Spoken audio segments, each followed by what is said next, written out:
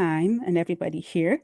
So welcome again. And to returnees, I say welcome again. And if this is your first time here, well, it's good to have you here with us for this month's edition of our discussion event. And if you can hear me clearly, would you please just give me a thumbs up, a sign to show that you can hear me loud and clear? I am waiting for the thumbs up. Thank you very much. Okay, that's good. Thank you. Thank you. Thank you. Oh, good. Nice. That's really nice to know that we are all awake. Okay, my name is Kemi to those who we've not met before, and it's lovely to have you here. And we will be having a very lovely discussion today, one that is very important in my opinion. And to get us started, I'm just going to acknowledge that we have people calling in from different time zones, and that's why we are not necessarily waiting for more people to join us, but I know that they would come eventually. So let's not mind the numbers. We are just going to get started with our discussion today. And to bring us into today's conversation, I'm going to share that the information shared here is not any medical information. We have to put that disclaimer out there. We are not, I am not going to pose myself as a know-it-all. I'm just going to share that what we are doing here is to help grow our community, to ensure that we are having the information that we need to enjoy better health outcomes and, of course, better lifestyles generally. So please go by the recommendations made by your care team, your medical team. And if you have questions from today's event, you can reach out to me and the team. We would answer the questions you have, but always work with your medical provider as they have the best information for you. Now, before we jump into today's conversation and all that we have to do, I would quickly introduce our panelists to us. And to Dr. Norella and to Ms. Vanessa, I would implore you to please come on camera as much as you can. And now, during this introduction, you do not need to say anything, but when it's your turn to speak, then you can greet the house. Thank you. Lovely to see your face. And in alphabetical order, just to keep things going smoothly here, I am going to introduce firstly to us Dr. Norella. I'm gonna call her Dr. Andrea because that's what I would remember more. So Dr. Andrea, her full name is Dr. Andrea Owusu Frimpong. She is an oral and maxillofacial surgery specialist, and she is a food educator based in Ghana. She combines her clinical expertise with a passion for food science and nutrition to help people understand how everyday cooking choices affect their health. As a food content creator and a family woman, Dr. Andrea focuses on safe kitchen practices, smart ingredient use, and evidence-based cooking tips rooted in Ghanaian and African cuisine.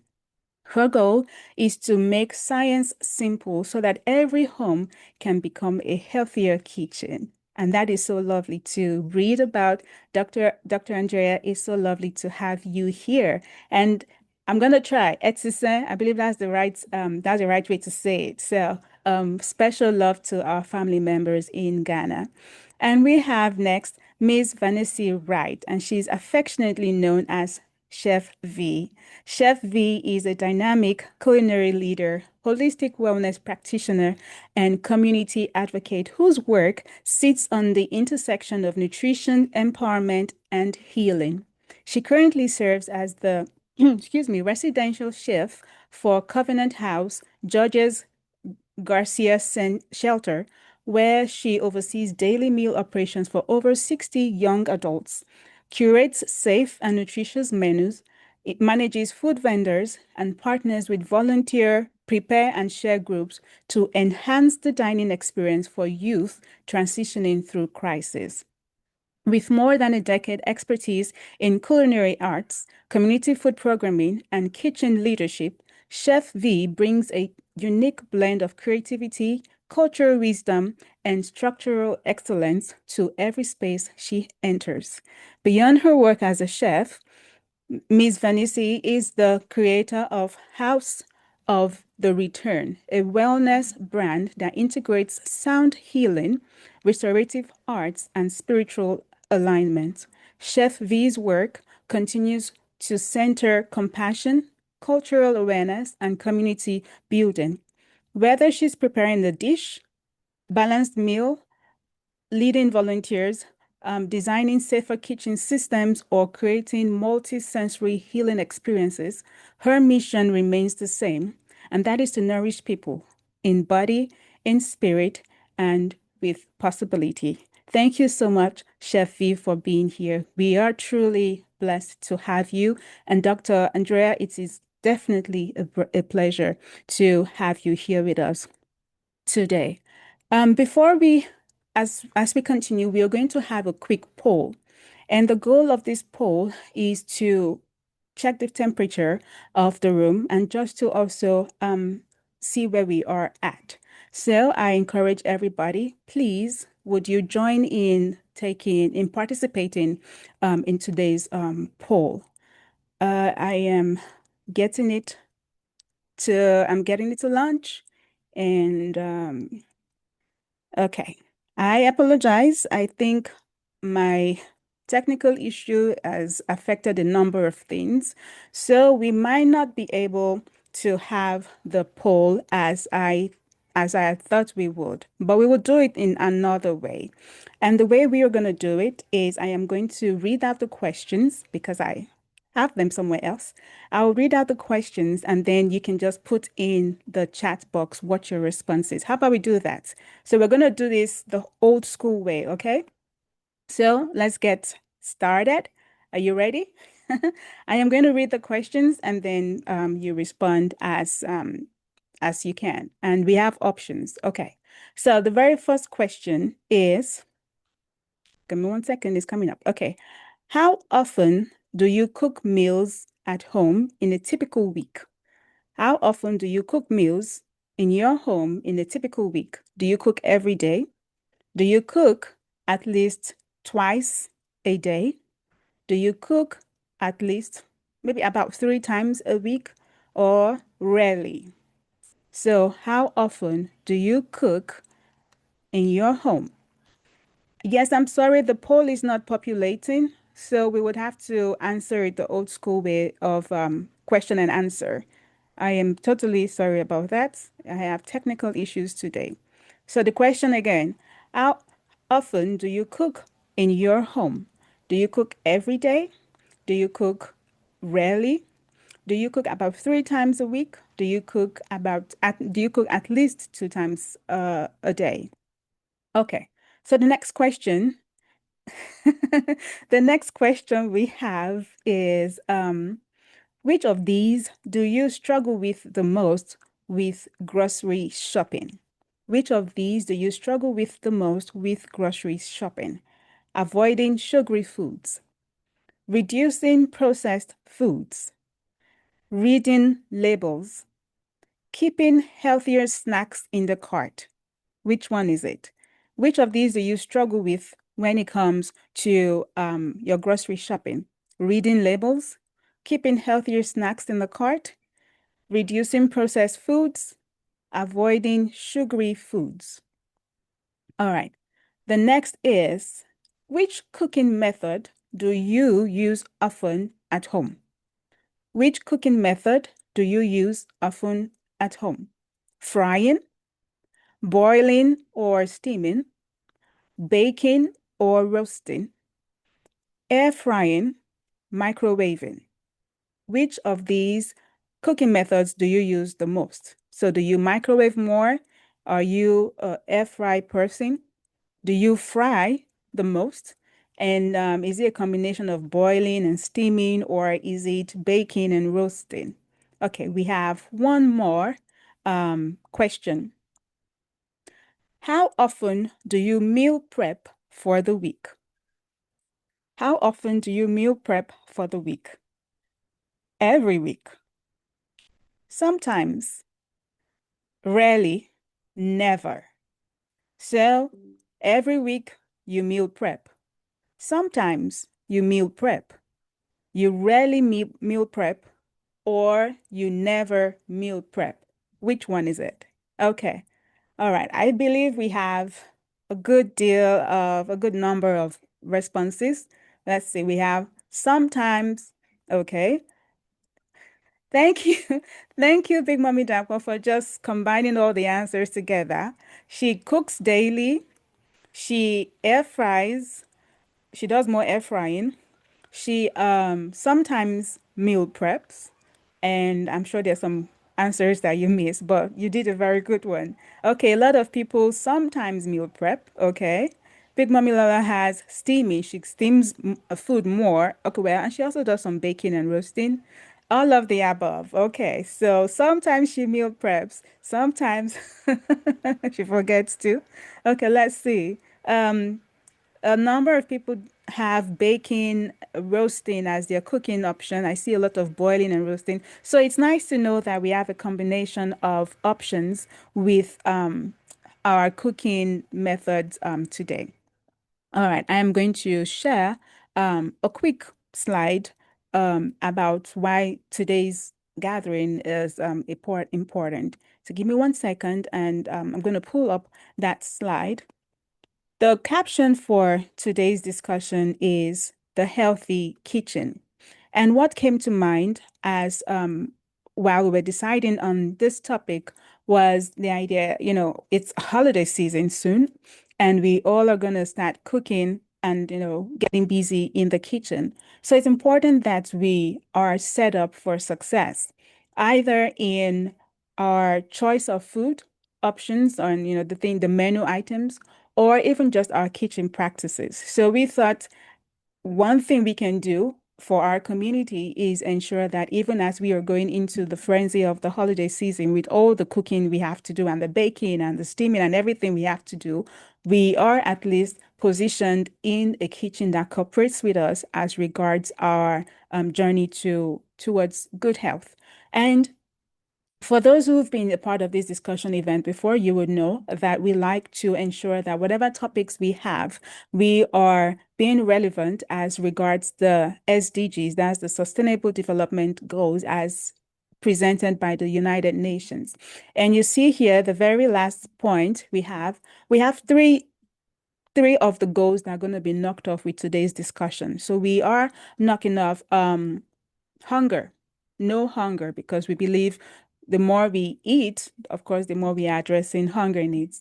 We are also addressing good health and well-being. And lastly, we are addressing clean water and sanitation, especially with emphasis on sanitation in the kitchen. So that's part of what the SDGs that we are covering today. And then some other things to bear in mind. Did you know? These are facts about how healthy kitchen intersects with our health journey. So, did you know that the more we cook at home, the more we get closer to better diet and the quality of our diet? And you can read the notes attached here, and these are reviewed. These are from peer-reviewed journals. So these are not just things that we're pulling off of Wikipedia. We are ensuring that these are confirmed. We also see that with point number 6, home and shared meals promote better health. And we also have it spilling over into our communities also. So not just about our food, but about our social and familial well-being. We also see, like in number 3, we have the risk of cardiovascular risk, the issue of cardiovascular risk in adolescents, and the study of, and this is even beyond the United States. It's a global community. You see this study about Japanese adolescents, and from those in homes where they cook food, and as against those in other situations, you can see the findings that they've been able to arrive at here. So the reason we're sharing this is just so we have a science-based reason for today's discussion. So not just about how to cook or why we should know to cook, but this is also fact-backed reason for our discussion today. That said, we are going to jump into today's discussion, and I am going to bring on our panelists as we run through the questions that we have. Again, everybody, this is not a webinar, it is a discussion. So it would be lovely to have your participation. Ask your questions. If there are things that do not sit right with you, put it in the comments box so we can address those as we go. And we have, again, like I said, we have Chef V here, and we also have Dr. Andrea. She's listed on here as Dr. Norella. So I think I'll just go with Dr. Norella since that's what we have here. So everybody is familiar with who I am referring to. So to my panelists, I am going to throw questions at you specifically, and then in some other cases, I'm just going to ask the questions generally, and please feel free to jump in as you're comfortable with responding. So to start us out, the very first question, we must give a foundation to our discussion. So the very first question is, when you think about healthy kitchen, what crosses your mind, and why is this an important part of long-term wellness? So I'm going to throw this to Chef V. Would you please start us out? And then Dr. Norella, you can come on afterwards. Thank you. Good afternoon, Kimmy. Thank you again for having me on your platform, and good afternoon to everybody. So the first thing that comes to mind, and of course, I'm in a commercial kitchen, but it can transfer to home.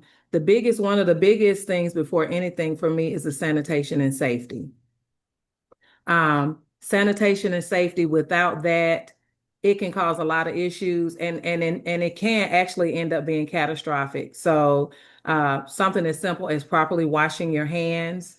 You have cross-contamination that can happen, which can cause E. coli and salmonella. Mixing, not properly cleaning utensils, not properly sterilizing the areas and the environments that you use. So the kitchen being clean, or the area being clean and safe, having a proper organizational flow of the kitchen. So if you're working with raw chicken, you want to have that in the area. You don't want to be working with fresh vegetables while you're working with raw chicken, because the chances of cross-contaminating can be problematic. Another area that's important is the nutritional integrity of the food. So if you're eating a lot of highly processed, highly sweet, sugary items, then the integrity of the food that you're eating, even with the cooking of the food, is not going to be at its best quality. And then the last thing, your energy when you're cooking. So I'm big on having your energy being right, like cooking with a good disposition. So I work in a trauma infused space, and so making sure that I'm in the right energy when I'm cooking and when I'm preparing stuff. You know, my great grandmother used to say, if you cook with a bad attitude, it causes your belly to ache. And so just making sure that the environment that you're cooking in is a calm, stressless environment. Thank you so very much. I actually love the last part with the energy part because yes, in fact, if you're not cooking with a happy spirit, the food is gonna be tasteless. So that's a good note to segue to Dr. Norella. What do you have to add to this? What crosses your mind when you're thinking of a healthy kitchen? And also, could you link this to long-term wellness also?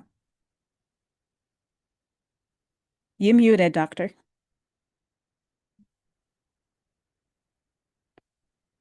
Oh, I believe we might be having audio issues from doctor's end. If you can hear us, Dr. Norella, we can hear you. Okay. We would come back to we'll come back to doctor. I believe she might be having some technical issues, and we will just carry on. And when I think she's gonna fix it, and then she'll come back in and join us. So, an interesting part, and this is me stalling. So, an interesting part to what you said, Miss Vanessa Chevy, when you were talking about when you were talking about what's the word? Sanitation. An interesting thing that crossed my mind, the visualization that crossed my mind was the sponges that we wash with. I know we're going to come to that, but I just wanted to put it on the table. And I want everybody to imagine, what does the sponge in your kitchen, what does it look like right now? It might seem like a flimsy point, but it's a very key part of your kitchen and the health that you enjoy. So, Dr. Norella, it's so lovely to have you back. Are you able to lend your voice now? Hi, everyone. Hello. I'm so sorry. So, one of the things I have to say is that in Ghana, we sometimes have power outages. So, we just had a quick one, and I have to sort of fix my video. So, I'm Hmm. trying to do that with the I'll, backup. okay. So, Do you want me to give you some sorry more about time? that. But I hope you can see me now. Yes, we can. Yay. Hi, nice meeting you all. So, I heard what my other sister said, and I think that was an incredible take. And for me personally, and I want to say hi to everyone here. Thank you for being around. For me, when I think about the healthy kitchen, I think of the environment, like you said, the kitchen itself. I also think of the product that comes out of the kitchen, which is the food. And then the third thing I think about is the individual cooking the food. A healthy kitchen cannot function by itself without the entity or the person who has to have the right mindset and the right attitude and discipline to sustaining that healthy kitchen. You could have an organization set up structures in your kitchen, make you go through certain routine that sort of has to maintain that healthy kitchen vibe. But if by yourself you don't have that mindset that has grown to accept that kind of mindset, that kind of idea, it becomes almost impossible. So, well, healthy kitchen is not just with the food. I think that aside that, healthy kitchen also depends on a clean kitchen environment. And most importantly, I'm an advocate of knowing the why. Why? Knowing your kitchen equipments, knowing how to take care of them, knowing about even simple hygiene, knowing about cross contamination. We talked about kitchen sponge. I think one of my viral videos on Instagram, which has over 25 million views, was on kitchen sponge, where I talked about the fact that kitchen sponge can hold a lot of bacteria, including E. coli, which we can keep on spreading that to our family and our loved ones. So that's what comes to mind when I think of a healthy kitchen. Thank you. Thank you so very much. Um, I have growing girls, and we are working them through being integrated into the kitchen activities, and of course now they're doing dishes. And one day I wanted to clean the kitchen, and I looked at the sponge, and I'm like, oh boy, this sponge was torn apart already, and I'm thinking I need to, replace this now. But there wasn't extra in the house. So it meant I had to use, that same torn and pulled apart sponge. So now whenever I go to the store, I need it or I don't need it, I just buy sponge. It's one of the things I'm always buying because you never know when you need to throw out one for the other. And I know this is not the order in which we have question, but just because we're talking about the sponges, I'm going to put to everybody here another question, and everybody please participate. How often do you change your sponges? Now, I know Dr. Norella has said we should take more care to this. So you already have a cheat code there, but let's answer honestly.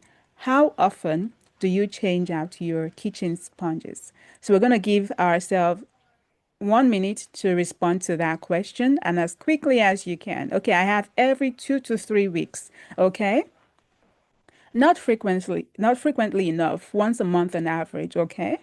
I guess it also depends on how much dishes you're washing. But let's see, I'll leave it to the professionals to help with that. As needed only, okay? Any other response? 1 month, okay? 3 to 4 times. Okay, is that per month? Is that per week?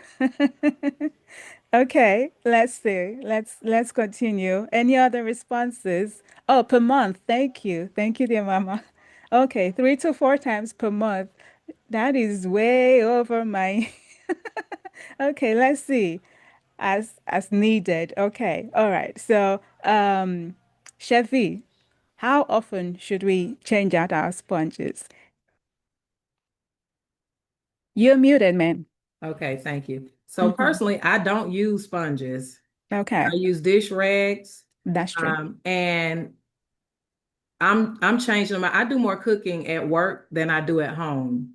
So let me say that. So they are being washed every few days, but that's Hmm. because of the load of work that I do. But I definitely I think the type of sponge you use should be has a determination to how long you use it, but definitely as needed. If it's worn and torn, if it's smelly, if it shows any uh, signs of not being good, I would discard it. But like I said, personally, I don't use sponges. I use Hmm. dish rags, and they are washed several times a week, and then Hmm. we'll throw them out and just replace them just because of the heavy wear and tear. But in Yeah. the home, I don't use sponges.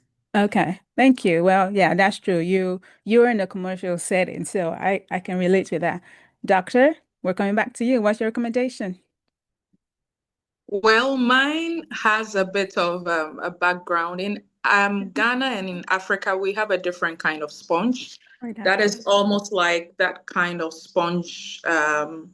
The We raffia one? use, yeah, the raffia one, and then Yes. we have more spaced out kind of sponge. It almost looks like what you call the African sponge they used to bath. So we have smaller The types. loofah. Mm-hmm. Yeah, we have smaller Mm-hmm. types, and those ones do not hoard. It's easy to see the particles and just wash them off. Yeah. So, growing up, we saw our mothers rarely changing sponges because they had a routine, and that is why I'm also all for um, remembering that our ancestors knew something and we shouldn't just throw it out the window.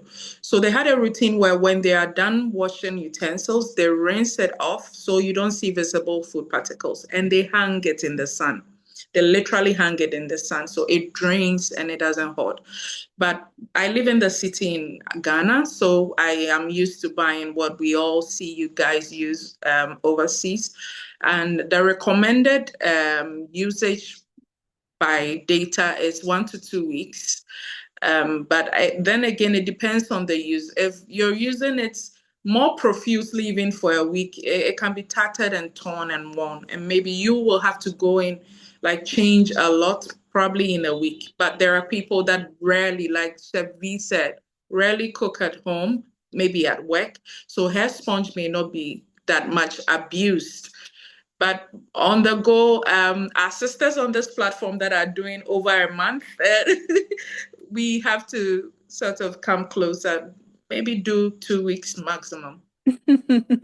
Thank you. Thank you for keeping it real. And I do like the fact that you brought up raffia. I used when I was in Nigeria, used raffia sponges a lot. And I didn't like them because they used to break, just being real. But there were better sponges, if I'm being real, also because you could um they were good at, what's the word now? Scrubbing of stuff more. So it wasn't just about washing, but they actually scrubbed stock on food and things like that without also destroying the vessel. And I know we are going to talk about utensils and all of that in a bit, but that was just a nice thing to have you to share with us. Okay, so Dr. Chef V, in your bio, we read about keeping it real in terms of, community relevance and culture, and the same thing also, Dr. Narella, community consciousness and our food and our cooking. You're Ghanaian, I'm Nigerian,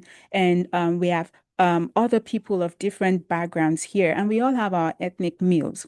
So, how do we then, what tips do you have for families who are trying to balance our cultural foods and also health conscious cooking? And the reason, the relevance of this question is we in mainstream, medical journals and medical suggestions will always talk about the food that makes that you see on TV and things like that, and things that you can expressly measure.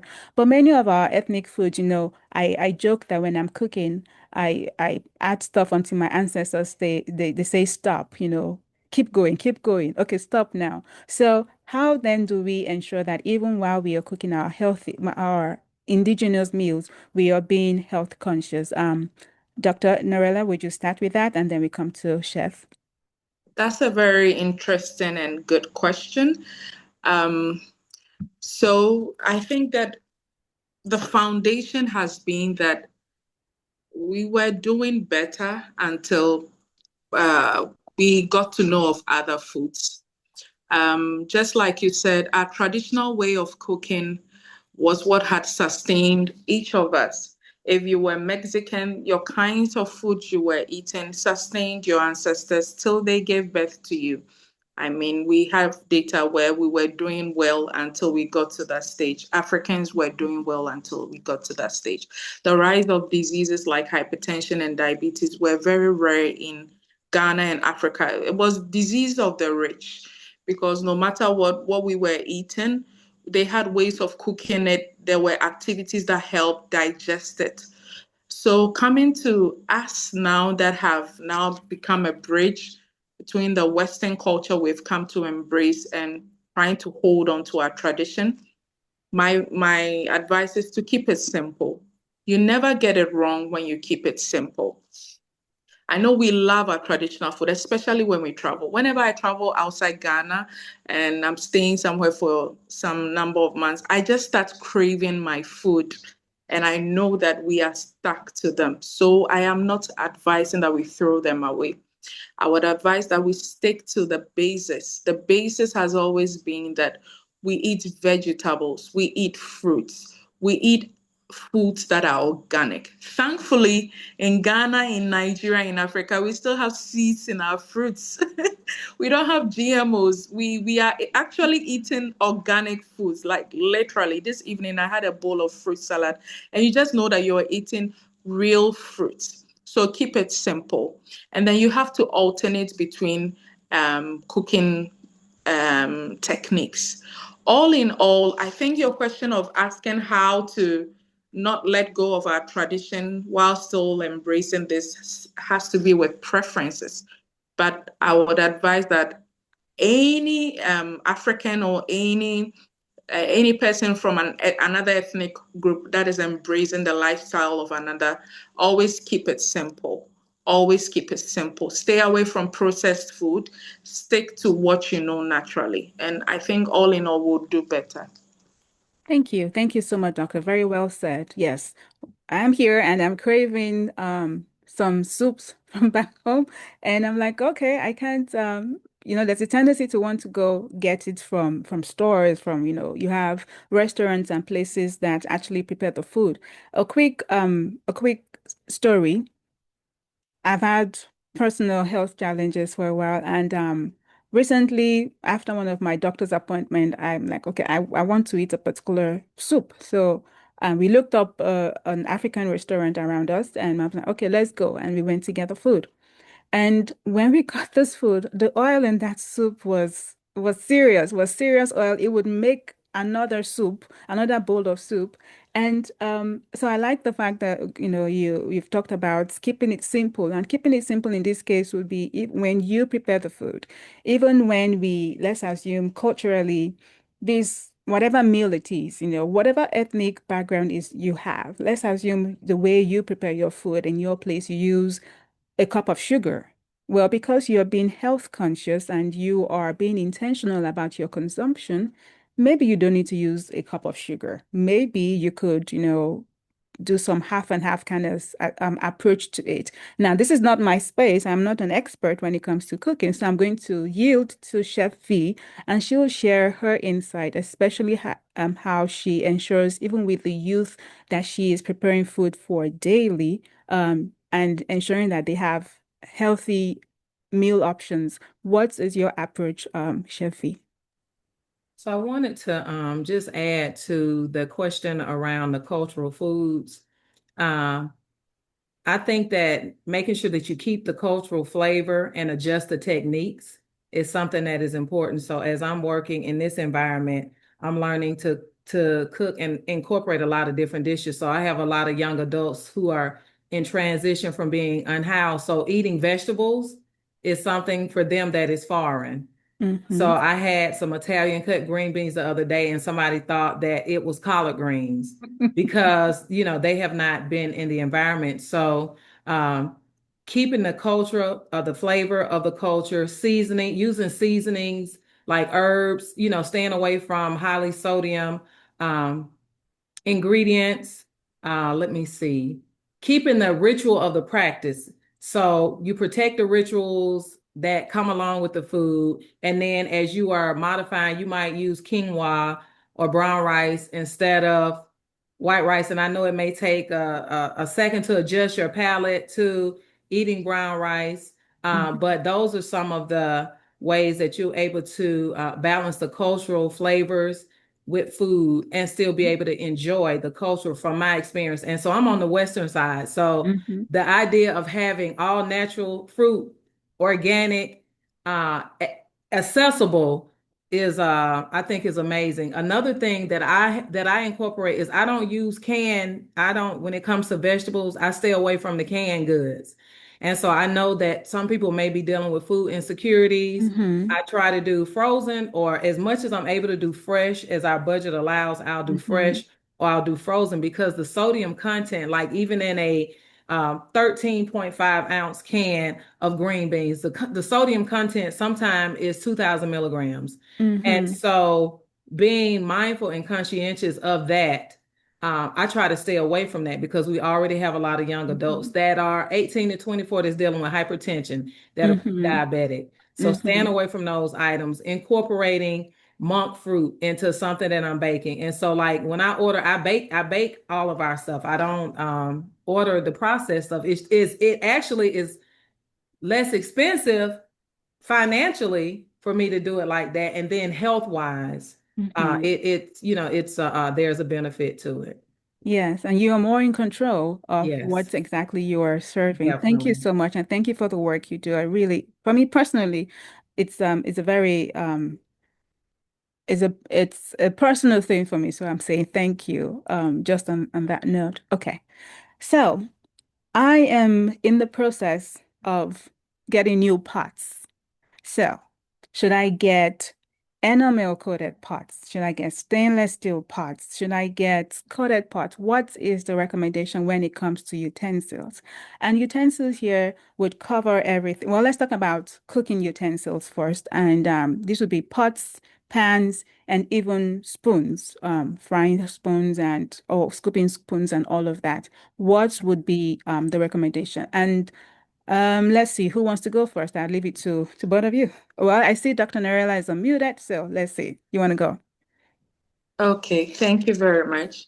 Mm-hmm. Personally, now I am more on the clay pot side. Yes. More importantly, because it's more available here for me.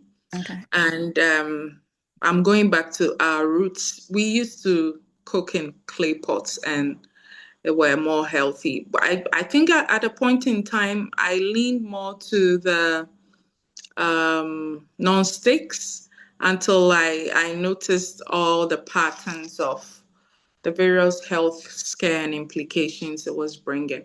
But in the social media space, I see people use ceramics, enamel coated. I see people with aluminum pans. I see people with cast iron pots, stainless steel. I Mm-hmm. think after clay is stainless steel for me or cast iron, but I have clay pots now, and now they're making more beautiful than they used to be back then. I think, Kemi, maybe the time you left our continent, it was more grotesque, but now it looks better. Some the finishing looks almost like a sleek um non-stick. So Yeah. sometimes I'll be cooking on my channel with a clay pot. People can't pick it unless maybe you're closer.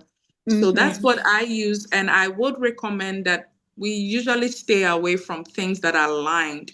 Usually because of heat and over time, material science, I did a bit of material science study. So over time, you realize that not a lot of these items that these products that are used are compatible with excessive heat or consistent or repeated use of heat, that it peels over time. Mm-hmm. And some of us also don't have the right practice of using the right ladles to go with them, and we scrape them and increase the release of these heavy metals into our food. The Mm-hmm. rise of autism and all these other conditions have been linked to our food. So the safest for me, I think you asked a personal question. So the safest for me now is clay pots. Mm-hmm.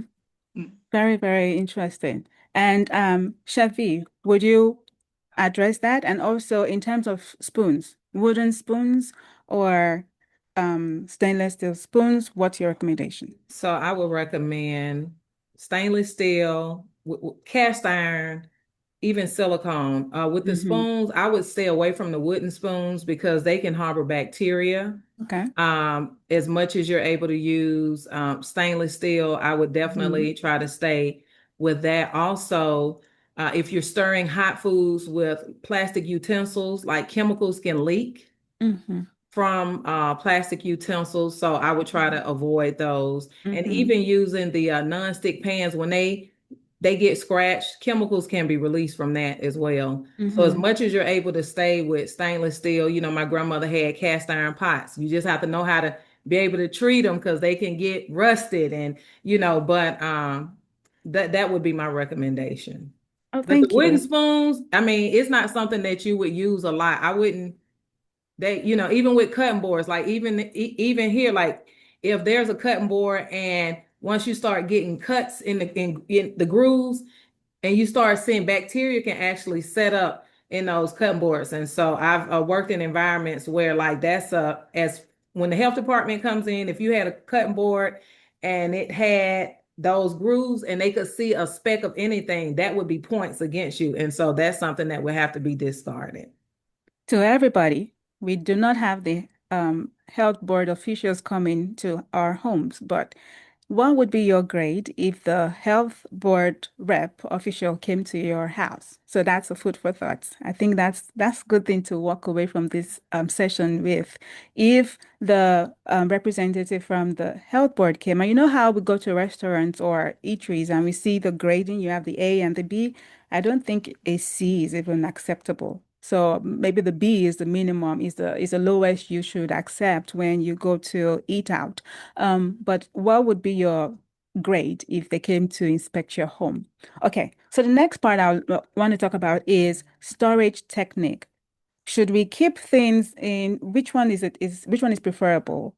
Foil wrap. I've seen this debate about foil wrap and if it's good for storing food or not. So you have foil wrap. I know Dr. Norella, we are gifted to have the banana leaves and things like that. And so I know you're going to talk about that. So since we do not have access to banana leaves, I'm just going to say that, of course, would probably trump every preservation technique. But if we're going to use, mainstream options like foil wrap, um, what's the other one?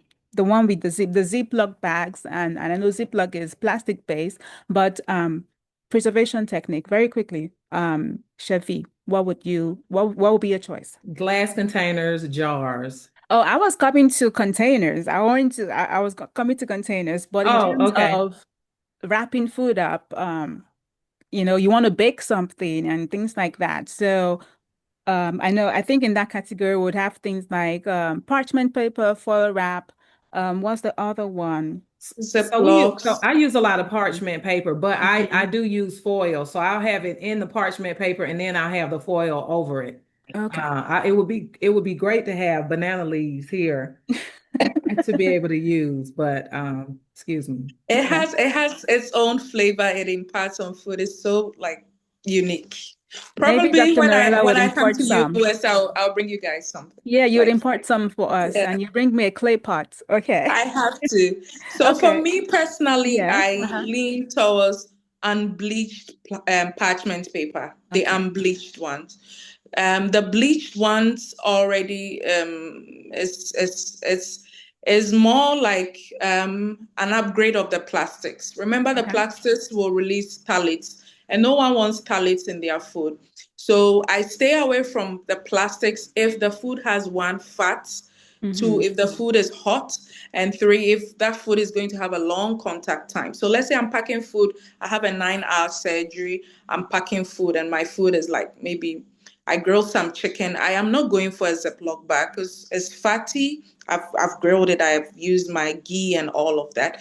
Plus, it's hot because I have to pack it quickly. And I would eat after surgery. So the contact time between the food, the chicken, and the Ziploc would be too long, and that would not be Mm-hmm. appropriate. In that Mm-hmm. case, I agree with Chef V. I would go for the parchment paper and then wrap it around with the aluminum foil to sort of trap the heat. But I Mm-hmm. always go for unbleached parchment paper. Works all the time. Thank you. Thank you. I had seen that. I was going to ask somebody about it, so I'm glad you have endorsed. You can do it in parchment paper first, and then now use the foil to finish it up. So that's good. Now glass for so containers, glass, plastic, what's the tin? And a specific question I have about tin. Also now this segues into food safety. When you open a container of, let's assume, I'm thinking of something, a can of sardines or a tin of what do we have that come in tin? Corned beef. Yeah, corned beef. So let's assume I just opened a can or a tin of corned beef and I'm not using everything at once. And is it okay to leave it in the tin and just throw it in the freezer? Or am I supposed to take it out? What would be the recommendation? And doctor, you want to take that? Well, it's a topic I discussed on my channel, I think a month ago, about 10 foods and when you open it, why not to leave it in the fridge. Okay. Before the 1993, both in the US and then in Africa, our cans were sealed and soldered with lead. So Hmm. whenever you break that inertia, what you had was that food and then the container had contact and lead was leaching through. And we all know of lead toxicity and what it can lead. So they switched to tin. Now, the fact that we have tin does not mean that there are no leaching of metals. However subtle or benign they are compared to lead, which is more malignant, there is some form of leaching. But ultimately, what has been linked with is they've noticed that at the edges of these tin, bacterial growth is there because there is no even distribution of the cold temperature in that can. So as soon as Hmm. you open the can, the best is to pour it into a glass jar, like Chef V says, and then store it in the fridge. If you maintain it in the can, it is not that lead is going to leach. I do not know. We know we always have unscrupulous people around that can sort of go back to changing our cans, but ultimately that's not the problem. So it's one with bacterial growth because of the uneven distribution of temperature, and two, the darkening of the ingredients, and then the bitter taste. Sometimes it can leave the bitter aftermath. Thank you, Chef V. What would you say about that? And could you also wrap it in with the container discussion, glass, plastic, tin, all of that? So glass as much as possible. Um, in my environment, we do use plastic wrap just because of budget. Hmm. Um, because of our budget. But as much as I'm able to use glass, and there's almost this other type of container, and I can't even think right now of what it is that we use as well for storing our food. But I definitely would not keep it. I would pour it out as well. Like, and there have been times where maybe years ago, even as a kid, where I left something in, and you can look and see once you take the lid off, you go back a couple of days and you sometimes you can see like the fur, the mold growing around the rim. So I would Hmm. definitely um want to not want to keep anything in a can. But as much Hmm. as glass, mason jars, um, as much as you're able to use that, I would definitely recommend that. Okay. Thank you. Thank you so much. And now, this specifically, I was doing the research about it. In fact, I think I have made myself a scapegoat, and you are welcome. So, I gave myself this challenge of cooking without using bouillon cubes and Maggi and things like that. It has not been easy because it means that, you'd have to ensure that you are balancing other herbs and, doing your best. And it does also require that your palate is adjusted because there's a difference in the taste that comes out. Now, I'm not saying it's not delicious. It is delicious, but it's just a difference in the taste that comes out. So, Dr. Norella, I had seen also that you did make your own bouillon cubes. So would you talk about condiment use and Chef V, you will also be speaking about this, but from the angle of heavy cooking. So now I am actually palpitating because I'm like, oh, it's Thanksgiving and we have to cook. What am I going to do? Am I going to have to cheat and use some Maggi cubes, or what am I going to do? So how, between the both of you, could you speak to condiment use and mistakes that we tend to, that tend to be observed in our kitchens when it comes to condiments and our incorporation of herbs?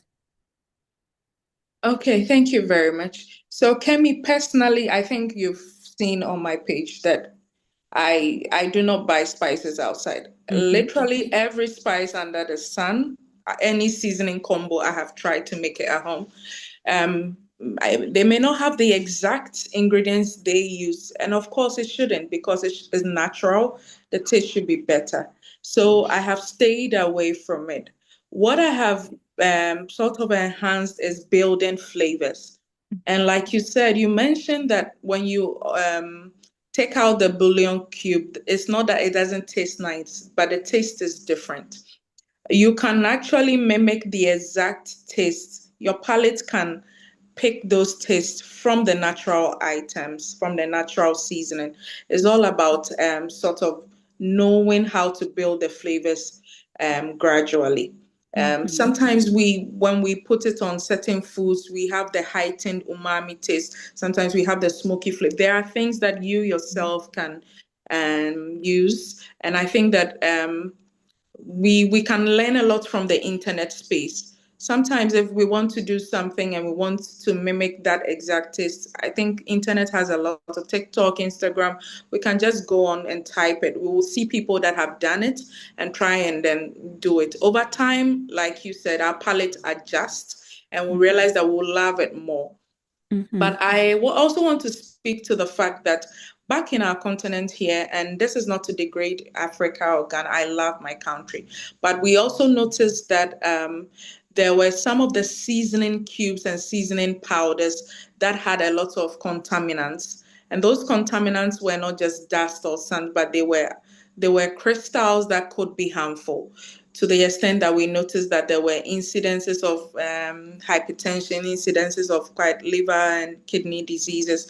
So people were even associating that with, I think, Ajinomoto and Mm-hmm. Maggi. We got to a time our mothers were like, it's dangerous when you eat it, you will die. The Asians have been eating it for centuries, but they are fine. So those contaminants were the reason. So I still believe that if there is something you can do at home, it's always better to do it at home and see the ingredients you yourself put in.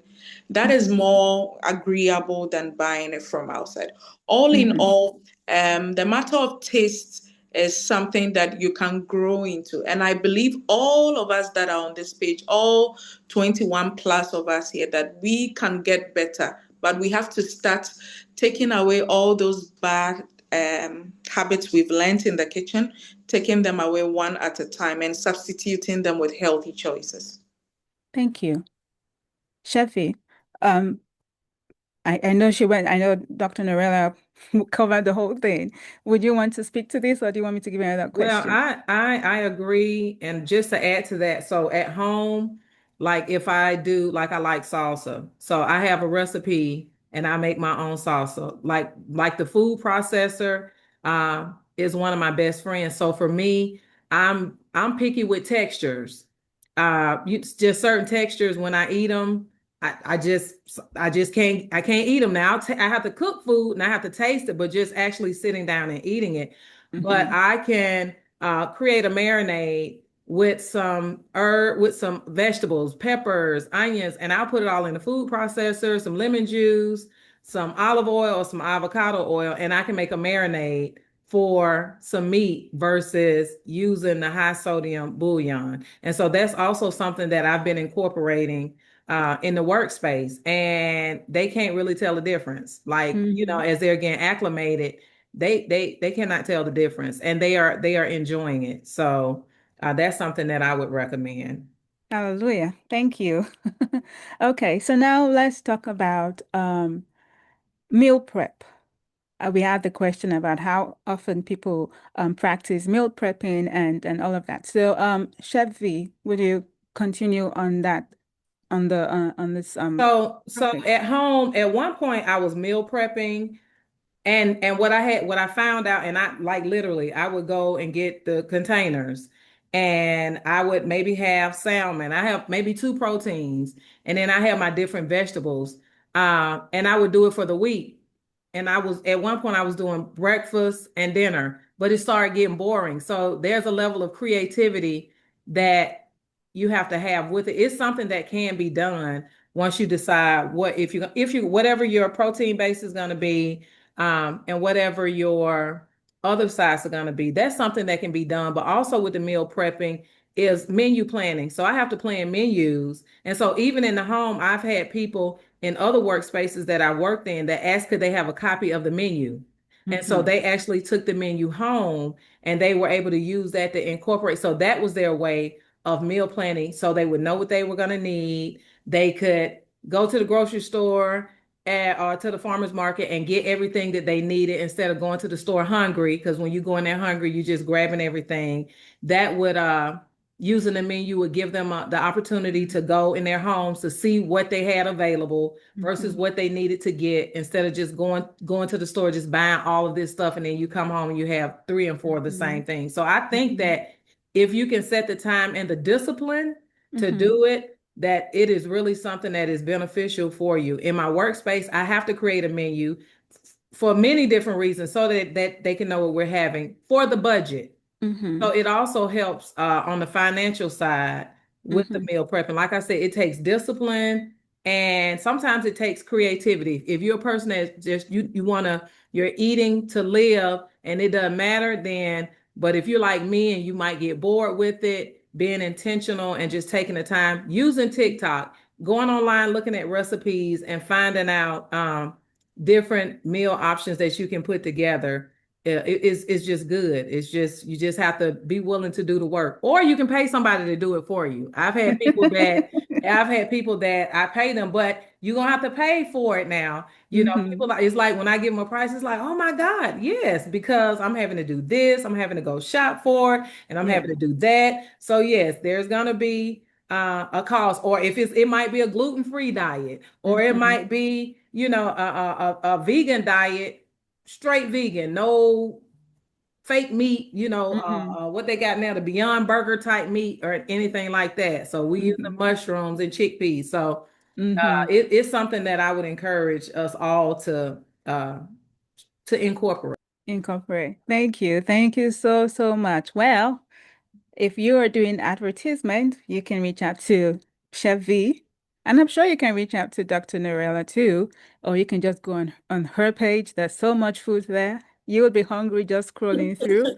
But definitely, yes, if you cannot do it yourself, reach out to people who can do it because the end goal is to ensure that we are living in healthy bodies and our mouth and the food that we consume are an important part, are important components on this journey. As a food educator, Dr. Narella, I am a visual person, amongst other things. And I used to tell people, if you don't serve me food if you want me to eat the food, serve the food to me in a pretty plate. Side story, I went to boarding house and in our boarding school then, just because I don't know if I don't think it was because they were being health conscious. It was probably just what was more available on the market. They had us bring stainless steel plates to school, and those things were ugly. They were very, very ugly. And aside the fact that I don't really eat much, and then you told me to eat from a stainless steel plate, it was just no, it was a no-no. But I had to eat anyways. So that's just a side story. But now coming to display and organization, not even now about serving the food, but just the display of where things are kept, the fridge and things like that. Would you talk us through how display and organization in the fridge, in the cabinets, on the countertops, things like that, how do those components fit into this narrative of a healthy kitchen for our optimal health experience? I think I agree with you that you're a visual person. I am too. And I think almost everyone is visual. Um, Studies have shown that we reach out to what we see to eat. If, let's say, I've had a long shift, 32-hour shift, I get home, and the first thing I see is a Snicker bar. Certainly, I'm that hungry. That's what I would pick. If I see Bounty, I would pick that. If I see Gary, I would pick Gary and eat. So, part of having a healthy kitchen is to have a conscious display. In a typical African home, I think Kemi would agree with me. Our dining tables decoration was fruits. You would Mm. sometimes see that your parents will put bananas and oranges on the table. I think even in the Western world, Chef V, I think we do that, right? There are times we display fruits, yes, at eye level. We have children, we have family all around. Put out the foods that you want them to eat, put them, display them. Let the fruits be what is more visible when they open the fridge. Let the salad, your raw delicious salad you've made, let it be what they see, and let the canned drinks be at the far back. We are a little bit lazy when we are hungry. I mean, no one wants to scaffold through all of that to reach out for that canned drink. So display the ones that are healthier in front, your nuts, your vegetables, your fruits, even if it's proteins, the ones that they are healthy, the salmons and all of that. That is also a way where we can encourage healthy eating. I for one, it has worked for me. I think when you see my face and you see my cheeks, I love food. I love food. So, and I'm a big meat girl. If you go to my channel, people used to come to my DM and ask, "Oh, Dr. Norella, won't you cook any fish or chicken?" I am not a fisher. I'm beef girl, everything beef. But I wanted to add on vegetables and all of that. And now what I did was I prepped them like Chef V said. I prep them, but I don't prep them for long because I get bored, like Chef V said. But I display them beautifully and it catches my attention and I reach out for it. So that's what I would say. Let them be at eye level, let them be at the front of the cabinet, at the front of the fridge, and over time we'll get into the habit of eating them. Thank you. That is very that's very on point. And thank you for giving your own personal spin on it, your take on it. Chevy, what do you I know you work in a faster moving kitchen and things need to be reached, more things need to be more accessible than we would have in our typical home kitchens. So would you share your experience and how that works for you? So there are certain professional standards as far as how your kitchen is set up um, in a commercial kitchen. So like what shelf, where things go on the shelf, that's important. If it's a 5 shelf, like my ready to eat foods are going to go at the bottom. Mhm. Your ground meats are going to go on a certain shelf. My chicken and eggs are going to go at the very bottom. When it comes to we don't have a lot of snacky type, junk food type items. Like I said, if it's anything, if it's a snack or something like that, then I'll bake it. But definitely in the home setting, using smaller plates helps to encourage like the portion size for the food. I was just sitting here as Dr. Norella was talking about the having the snacks available or the fruit, we keep a lot of fruit, so we have a lot of fruit flies. So I had to create the fruit fly traps and buy something because there's so much fresh fruit that the fruit flies just it's amazing. But what else? Water, keeping water, yeah, keeping water visible in our environment at work. They may get something to drink outside of water for dinner, maybe 2 to 3 times a week, because dinner is prepared 7 days a week. But other times we have filtered water. We have a machine, and they like, well, we not getting anything to drink today.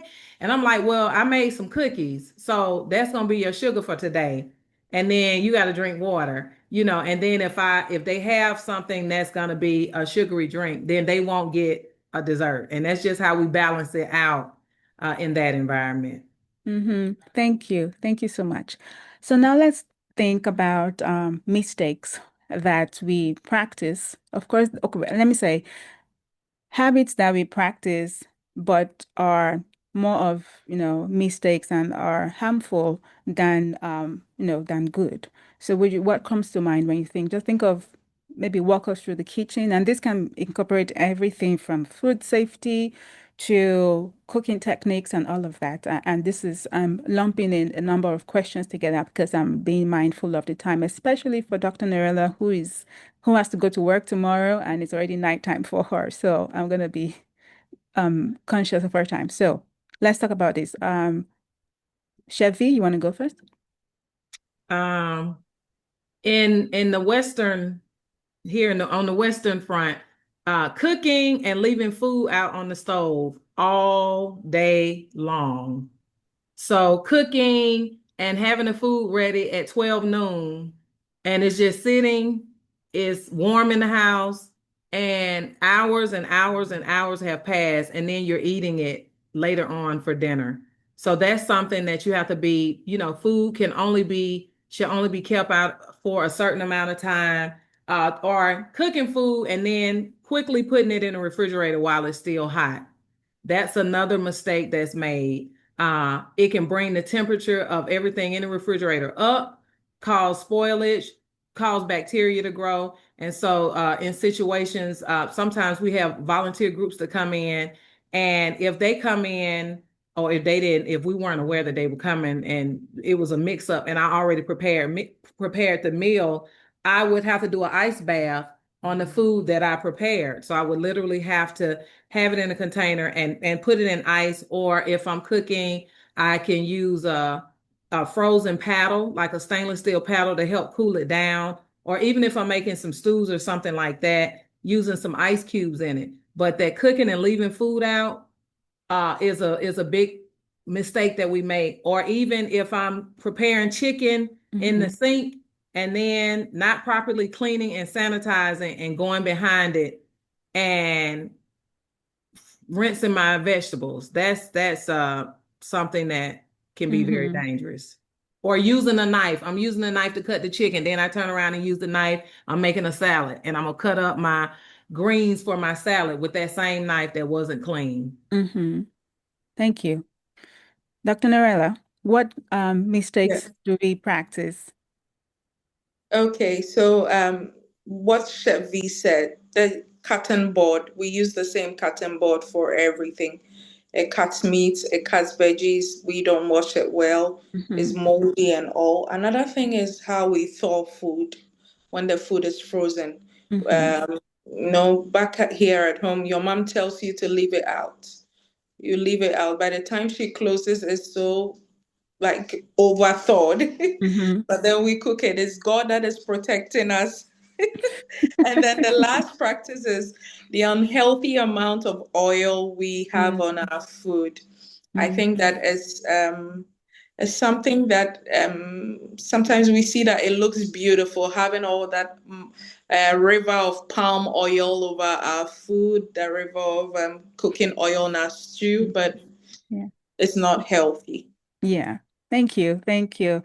We call it, I like to think of it that the food is glistening and you have a mirage on the food. So, so thank you Yeah. for calling out those mistakes. I'm sure there are many there are many more. We've talked about how often we should swap out the sponges, and we've talked about displaying.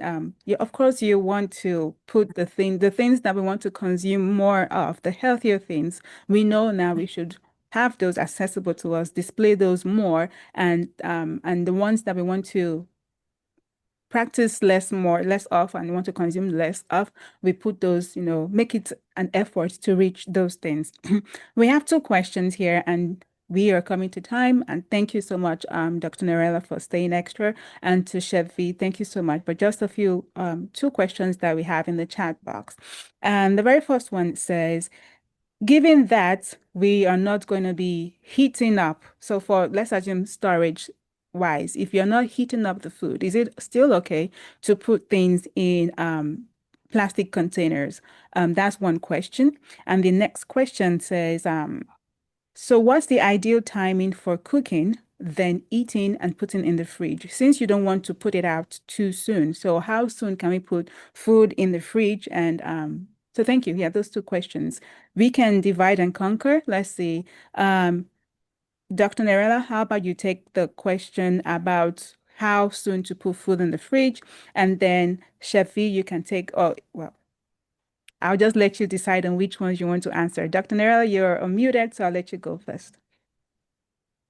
Okay. So, what was the first question again? Oh, sorry about that. The first question, oh, I think you're taking tea. Okay. So the first question is, since the food, if we're putting food that is not going to be heated up, is it okay to put the food in plastic containers then? As long as we're not heating up the food, the container, is it safe to still have food stored in them? Okay. Plastic containers comes in different formulations. There are some that are just not heat safe. They are heat label. They are not stable. And there are some that are microwavable and or whatnot. There are some that just because the food is hot, it already melts and then there will be leaching. So I think this question has to do with know the type of plastic container you have that you're using to store the food. Ultimately, my advice with every plastic container is try and let the food cool a bit before you put it in. But like you rightfully said, we are not the experts here. This is based on research and years of doing it. And I think I'll touch on the second question a bit. Um, for me, what I do is putting food in the fridge depends on the type of food. For rice, if it stays just for a bit, you know that Bacillus cereus will grow on it and we'll have a very bad case of fried rice syndrome or whatever condition that can come out. However, for stews, I think I can rely more on Kemi. We know that we used to keep stews out for a long time, maybe the following day before we Put them put in the it in the fridge. fridge or Yeah. eat it. Yeah. Well, here my mom used to put charcoal in the stew when she's leaving it overnight. I don't know the mechanism now, but I think probably she knew some science then. So I the advice is with the type of food. There are some foods that no matter what, you have to bring the temperature down gradually or rapidly and then freeze it because the little time it stays outside it would then Mm-hmm. there are some that it can stay for a bit close to about 2 3 hours cool quite calmly and then you put in the fridge. Mm-hmm. I would advise that just as you're so passionate about knowing more, let's spend more time in research. Spend more time in finding out what it really is the right information out there, and I think we'll be fine. Thank you. Thank you so, so, so much, Dr. Norella. Chef, what would be your response to, you're muted, ma'am. Chef, you're muted. Okay. The danger zone for bacteria to grow in food the most rapidly is between 41 degrees Fahrenheit and 135 degrees Fahrenheit. So most people don't have digital thermometers in their house. So we, in the commercial kitchen and even at home, I have a digital thermometer. And also, depending on what you're cooking, the internal temperature has to be a certain degree for it to be considered safe. So if it's chicken, you're cooking it to 165, fish is 145. So it depends on that. If you have something that you you are cooling down. So the first stage is to cool it down, get it to 70 degrees. So if you can get it down to 70 degrees Fahrenheit quickly with an ice bath or something like that, then it becomes between 70 degrees and 41. Once within 4 hours, you can put it in a refrigerator. But after, Mm-hmm. if something's been out 6 hours, after 6 hours, I wouldn't recommend. I definitely would not recommend it. In my work Mm-hmm. environment, we have to fix plates for those that are going to Mm-hmm. be coming in and a little late, and so I'm usually leaving by then. And so it's like, hey, this was the time. This is the amount of time that it can be here before it has to be refrigerated. Mm-hmm. So like if you're dealing with something that's mayo based, that plays a factor. Depending on exactly what it is that you're trying to store, that would determine when you need to put it up. But 41 Mm-hmm. degrees Fahrenheit to 135 degrees Fahrenheit is the Mm-hmm. area where bacteria grows the fastest. And so if you're trying to reheat something, even if I'm reheating something, I have to reheat it to that internal temperature of, if I'm doing chicken, to a certain temperature before it is considered safe to eat. And that helps to kill off anything um, that could potentially be growing. Wonderful. Thank you. Thank you so much for the wealth of knowledge you've both shared with us. I know there's more that can be uncovered in this conversation and lots of rabbit holes that we could run into. So this was a very nicely, I would say,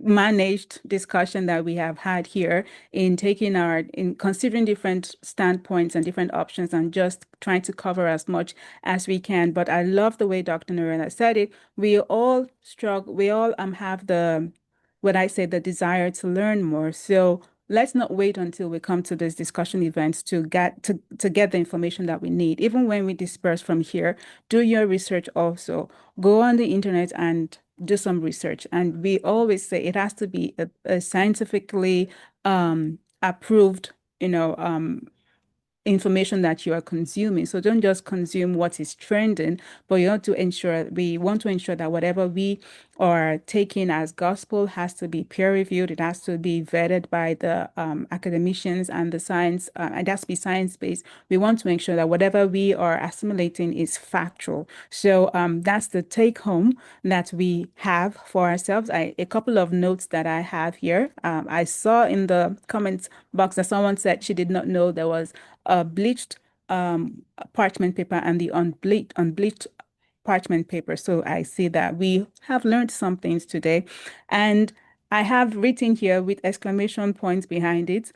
Laziness trumps during hunger. So when you're hungry, your laziness just sets in. So let's be careful that we empower us ourselves and ensure that we have surroundings that aid us even in our journey towards better health outcomes. So on that note, I thank Dr. Norella and I thank Chef Fee. Thank you so much for being here. May this not be the last time you are here with us. I hope that you would come and just hang out with us. It's lovely to listen to have experts like you here, and you can always share the information that you have. You do not necessarily need to be a doctor to be here. It's a community of everybody just growing together. And to everybody, thank you again for your time. Thank you for just staying all the way. Thank you for coming from month to month. It's lovely to have you here. Imagine if just myself and the panelists were here. We will get tired, but having you here, having you ask questions and just participate in the questions that we're asking, it is lovely. Um, we would, as we close out, just want to share that you can support us. You can support the mission that we have here at EmbraceDG, and the DG stands for doing good. So embrace doing good, and we do this in various ways. And one way we do from month to month, by God's grace, is through these empowerment sessions, these discussion events that help to ensure that we are increasing in our knowledge base, especially as it ties in with our health goals. So you can support us by sponsoring an event. It costs about $50 per event because we have this, and then we have gadgets and tools, and then we also share to other devices. We have a podcast that we what's the word? We share the we extract the audio from this and post on and share it on the web on the podcast. So you can also listen on the podcast and you can share that also within your community. For those who have not been here today, they can listen to an audio version of that. And also, you can connect with us via our email. It's dg@embracedg.org, and you can reach out via our website, www.embracedg.org. You can also follow us on social media spaces, embrace.dg. And again, like I said, our podcast is Doing Good Impact. So if you go on whatever platforms you listen to your podcast, you can listen to the episodes we have from last year and the ones we've had this year also. The Doing Good Impact channel, that is what it is. And I am going to end with this. Today's event is the last for this year, and we give glory to God for helping us despite the break that we had. We are rounding up this year's event with today's discussion. And by God's grace, the next time we'll be gathering would be in 2026. So January 2026, we'll be resuming our discussion events. And our topic in January is called reliving. Reliving. I know that sounds a little ambiguous. Well, keep your fingers crossed and keep on being on the lookout for what that really means. I am going to put this link in the chat box. It will be really, really lovely to receive feedback on our discussion events so far. If someone could please, actually, Maggie, would you please put this in the chat box? bit.ly/EDG feedback. So that's Embrace DG feedback. So EDG feedback, bit.ly/EDG feedback. It will be really, really lovely if you could please share with us what your thoughts are. And thank you so very much. On that note, I say happy Thanksgiving, Merry Christmas, and Happy New Year to you. Chef V and Dr. Nura, God bless you so much. Thank you for being here. Do you have any final thoughts to share with us? Happy holidays. Thank you, everyone, for this opportunity. And thank you so much, Kimmy, Thank for you. what you're doing. Thank you. Thank you so much. Thank you. Thank Anybody? you very much, Kemi, for this opportunity. Thank you, Fam, for joining. Really love the numbers. I think you're doing well here, and we would be around to support. Thank you. Thank you. Thank you. Thank you so much to my panelists. Thank you to everybody here, to first timers and to returnees and to good old trusty community of support. Thank you very much. On that note, we are done with today's